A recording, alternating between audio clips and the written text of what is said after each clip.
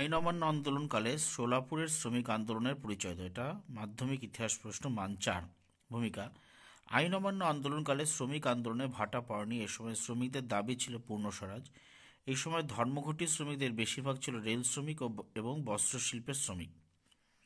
পরের পয়েন্ট, আন্দোলনের সূচনা: 1930 খ্রিস্টাব্দে 12 মার্চ গুজরাটের সবরমতী থেকে ডান্ডি অভিযানের শুরু এবং 6 এপ্রিল লবণ আইন ভঙ্গ করে গান্ধীজি আইন অমান্য আন্দোলনের সূচনা করেন।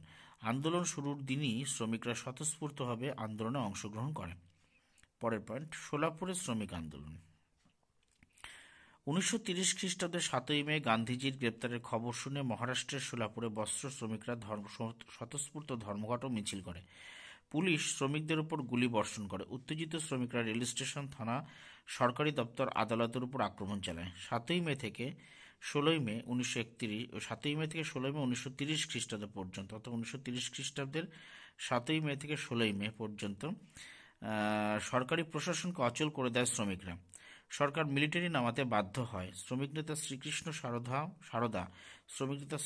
সারদা, মালাপ্পা ধনেশেঠ্যে, জগন্নাথ সিন্ধ্রেকে গুলি করে হত্যা করা হয়।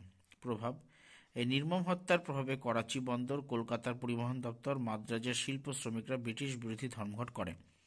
উপসংহার: আদর্শগত কারণে শ্রমিক সংগঠনে ভাঙন ও সরকারি দমননীতির জন্য 1931 খ্রিস্টাব্দে শ্রমিক আন্দোলনে কিছুটা ভাটা পড়ে। পরিশেষে কথা বলা যায় যে আইন অমান্য আন্দোলনকালে মহারাষ্ট্রের সোলাপুরেই সবচেয়ে জোরালো শ্রমিক আন্দোলন হয়েছিল। নোটটা কমপ্লিট হলে চ্যানেলটাকে লাইক, সাবস্ক্রাইব, পজিটিভ কমেন্ট এবং শেয়ার করবেন। দশম শ্রেণীর মাধ্যমিক পরীক্ষা উপলক্ষে এই নোটটি দেওয়া। মাধ্যমিক পরীক্ষার্থী ইতিহাসে কারোর যদি কোনো রকম কোনো প্রশ্ন থাকে এখানে কমেন্ট করবেন, উত্তর পাবেন। কোনো টপিক বুঝতে চাইলে কমেন্ট করবেন, বুঝিয়ে দেবো। কোনো নোট চাইলে পরে নোট দরকার হলে কমেন্ট করবেন, নোট দেবো। কোনো ছোট প্রশ্ন আটকে গেলে কমেন্ট করবেন, অবশ্যই উত্তর করে দেবো। চ্যানেলটাকে লাইক, সাবস্ক্রাইব, পজিটিভ কমেন্ট এবং শেয়ার করুন। যে কোনো ক্লাসের ইতিহাসের জন্য এই চ্যানেলটাকে আপনারা ফলো করুন। আমাকে উৎসাহিত করুন, বেশি বেশি করে লাইক, কমেন্ট, শেয়ার এবং সাবস্ক্রাইব করুন।